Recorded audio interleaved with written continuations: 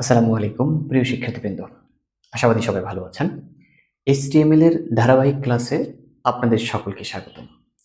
শিক্ষার্থীবৃন্দ, ধারাবাহিক ক্লাসের আজ 3 নম্বর ক্লাস, যেখানে আমরা HTML এর কল স্প্যান এবং রো স্প্যান সংক্রান্ত সকল সমস্যার সমাধান করব।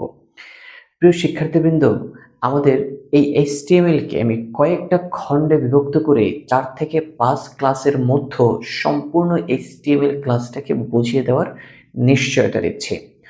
প্রথম ক্লাসটা আমাদের হয়েছিল ওয়েব ডিজাইন পরিচিতির উপর, দ্বিতীয় ক্লাসটা আমাদের হয়েছিল HTML এর মৌলিক বিষয়সমূহের উপর। এবার HTML যে টেবিল সংক্রান্ত কিছু সমস্যা রয়েছে, HTML এর টেবিল সংক্রান্ত সকল সমস্যার সমাধান নিয়ে আজ আমরা হাজির হয়েছি। আমাদের সাথেই থাকুন। প্রিয় শিক্ষার্থীবৃন্দ, আজ আমরা HTML এর টেবিল সংক্রান্ত কিছু সমস্যা দেখি। টেবিলের ভিতরে আমাদের বেশিরভাগ সমস্যা হয় কল স্প্যান এবং রো স্প্যান সংক্রান্ত সমস্যা নিয়ে। শিক্ষার্থীবৃন্দ, আমরা একটু দেখি। আমরা এই একটি টেবিল অঙ্কন করতেছি।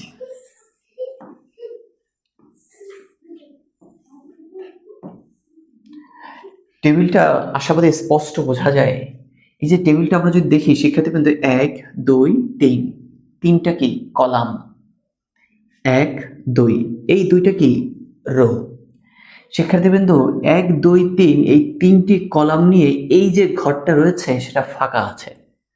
মানে এই দাগটা যদি উঠতো এবং এই দাগটাও যদি উঠতো, তাহলে গুণে দেখেন এইখানে 3টা কলাম হয়।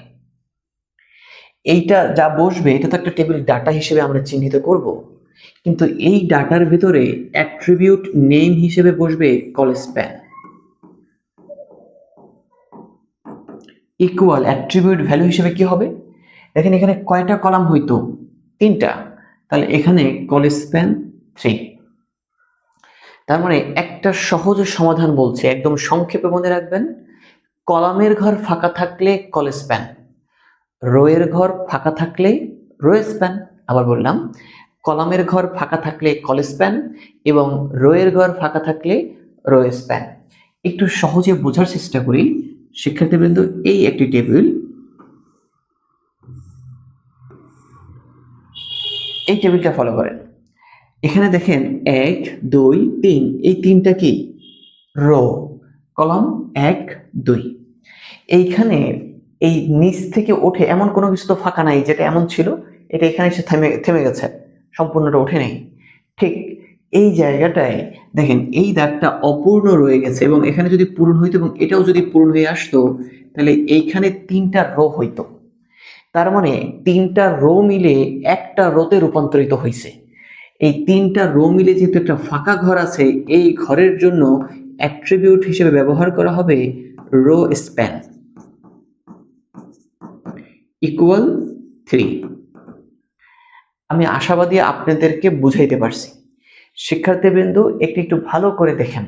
এবার আমরা সরাসরি HTML কোড দেখব। ওকে শিক্ষার্থীবৃন্দ, আমি আপনাদের সুবিধার্থে একটি টেবিল অঙ্কন করে নিচ্ছি।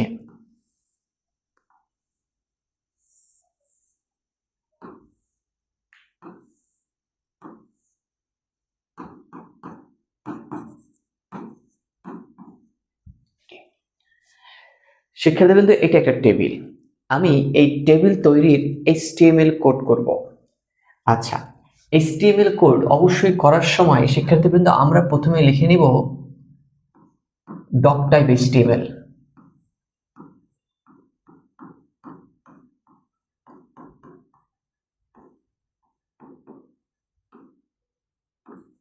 এরপর আমরা যখন একটা HTML শুরু করব, প্রথমে লিখতে হবে HTML, তারপরে বডি।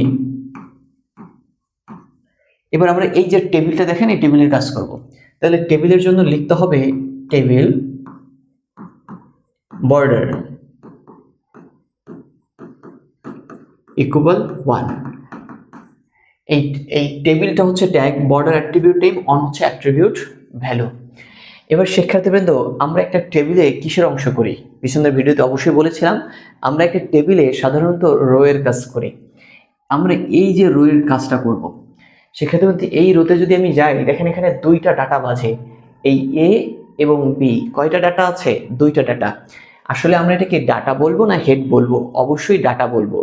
এখানে এ বি সি ডি দ্বারা আসলে কি বোঝায়? এমন কোনো নাম দ্বারা আমি এই টেবিলকে নির্দেশ করি নাই, তার মানে এখানে কোনো হেড নেই, মাঝখানে যা আছে সবগুলোই ডাটা। ওকে, তাহলে আমরা এই প্রথম রো এর কাজ যখন করব, টি আর টেবিল রো, এই রোতে এইটা একই একটা ডাটা, এই দেখেন টি ডি টেবিল ডাটা। একটু মনোযোগ সহকারে দেখেন শিক্ষার্থীবৃন্দ, এই এ একটা ডাটা, কিন্তু এ ডাটাটা কয়টা কলামের অন্তর্ভুক্ত? দেখেন এই এর নিচে এই এক দুই, দুইটা কলাম আছে। আবার বললাম, এই এ এর নিচে এক দুই কয়টা কলাম আছে? দুইটা কলাম আছে। এই দাগটা যদি সম্পূর্ণটা উঠতো তাহলে এইখানে দুইটা কলাম হইতো। এইটা এই ডাটার সাথে দিতে হবে। এই ট্যাগ শুরু করলাম টিডি, এইখানে এই এ ট্যাগের কলেজ স্প্যান মানে সরি অ্যাট্রিবিউট নাম বসবে কলেজ স্প্যান ইকুয়াল টু, কারণ এখানে দুইটা কলাম হইতো। এই অ্যাঙ্গেল ব্র্যাকেট দিলাম, এখানে ট্যাগটা কি? টিডি। এই টিডি হচ্ছে tag, colspan attribute name, two হচ্ছে অ্যাট্রিবিউট ভ্যালু। তাহলে এইচটিএমএল এলিমেন্টটা কি? এইচটিএমএল এলিমেন্ট হলো এ। এই যে টেবিল ডাটা শুরু করেছি, এই স্ল্যাশ টিডি টেবিল ডাটা শেষ করেছি। শিক্ষার্থীবৃন্দ আপনাদের প্রশ্ন থাকতেই পারে যে স্যার এই জায়গাটা দিয়ে কলেজ স্প্যান টু লিখলেন, যেটা এইখানে লিখলেন না কেন? শিক্ষার্থীবৃন্দ গত ক্লাসে বলেছিলাম যে অ্যাট্রিবিউট নেম এবং অ্যাট্রিবিউট ভ্যালু ট্যাগের শুরুতে হয়, শেষে হয় না। আবার বললাম, অ্যাট্রিবিউট নেম এবং অ্যাট্রিবিউট ভ্যালু ট্যাগের শুরুতে হয়, শেষে হয় না। তার মানে কলেজ স্প্যান এবং এই টু, এটা অ্যাট্রিবিউট নেম এবং অ্যাট্রিবিউট ভ্যালু, এই টিডি টেবিল ডাটা এই ট্যাগের শুরুতে হয়েছে কিন্তু শেষে হবে না। শিক্ষার্থীবৃন্দ আমরা এই রো এর কাজ করলে আসলে এর পরে কি বি না ডি? এরপরে অবশ্যই ডি। ওকে, ডি কি? একটা ডাটা, এই টি ডি টেবিল ডাটা। দেখেন দুঃখিত শিক্ষার্থীবৃন্দ, এই একটা দাগ ভুল হয়েছে। ওকে, এই ডাটা শিক্ষার্থীবৃন্দ একটু ভালো করে দেখেন, এই যে দাগটা আছে এটা কিন্তু অপূর্ণ। এটা যদি পূর্ণ হয়ে সর্বশেষ পর্যন্ত বসতো তাহলে এখানে দুইটা রো হইতো, কিন্তু হয় নাই তো। তার মানে এই জায়গাটায় মানে এই ঘরটায় দুইটা রো মিলে একটা রোতে রূপান্তরিত করছে। তার মানে এই দুইটা রোকে একটা রোতে রূপান্তরিত করার জন্য এই ডাটার ভিতরে একটা অ্যাট্রিবিউট আসবে, সেটা হচ্ছে রো স্প্যান। ওকে, এই জায়গাটা কি দিব? Rowspan, R O W S P A N, rowspan. এখানে কয়টা রো হইতো? দুইটা, এই কারণে টু, অ্যাট্রিবিউট ভ্যালু হিসেবে টু বসছে। আশাবাদী বুঝতে পারছেন। এই ডাটাটার এলিমেন্ট হলো ডি। ডি টেবিল ট্যাগটা কি ছিল? টিডি। এই শেষ করতেছি স্ল্যাশ টিডি টেবিল ডাটা শেষ। আশাবাদী বুঝতে পারছেন। শিক্ষার্থীবৃন্দ এই প্রথম রোতে এ ডি এর পরে বাহিরে আর কিছুই নাই। তার মানে এই যে রো শুরু করেছিলাম, এই রো স্ল্যাশ টি আর টেবিল রো শেষ করলাম। ওকে, এর তার মানে প্রথম রো শেষ। দ্বিতীয় রোতে দেখেন বি সি ডি। ওকে, শিক্ষার্থীবৃন্দ একটু ফলো করেন, বি সি এই দুইটা বাকি আছে, এই দুইটার কাজ কিন্তু আমরা এখানে করি নাই, অলরেডি ডি এর কাজ করা হয়ে গেছে। তার মানে একটা কথা আছে, যেটা কাজ একবার হয় সেটা আর দ্বিতীয়বার হয় না। এই ডি এর কাজ আমরা প্রথম রোতে করেছি, তার মানে দ্বিতীয় রোতে ডি আর হবে না। আশাবাদী বুঝতে পারছেন। এবার দ্বিতীয় রো শুরু করলাম, টি আর টেবিল রো। এই রোতে আছে কি? বি, এটা একটা ডাটা, টিডি টেবিল ডাটা, বি স্ল্যাশ টিডি টেবিল ডাটা শেষ।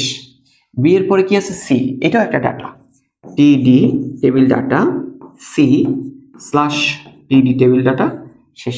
সেক্ষেত্রে সি এর পর কি? ডি, যেটা আগে একবার হয়েছে এখন আর নাই। ওকে, এরপরে দেখেন এই ডি এর পর এই রো তার কিছু নাই। তার মানে এই যে রো শুরু করেছিলাম, এই স্ল্যাশ টি আর টেবিল রো শেষ করেছি। এটার ভিতরে এই দুইটা রো ছিল শিক্ষার্থীবৃন্দ, এই একটা রো এবং এই একটা রো, দুইটা রো এর কাজে আমি শেষ করেছি। তার মানে বাকি আছে কি? এই যে শুরুতে তিনটা জিনিস শুরু হয়েছিল, এইচটিএমএল, বডি, টেবিল, এই দুইটা অংশ শুরু করেছি, শেষ কি করেছি? না, করব। শেষ করার নিয়ম কি? নিচ থেকে আগে শেষ করব। তার মানে আগে টেবিল শেষ হবে, তারপরে বডি শেষ হবে, তারপরে এইচটিএমএল কাজ শেষ হবে। যেটা আমরা এই অংশটা করলাম, স্ল্যাশ টেবিল, তারপরে স্ল্যাশ বডি,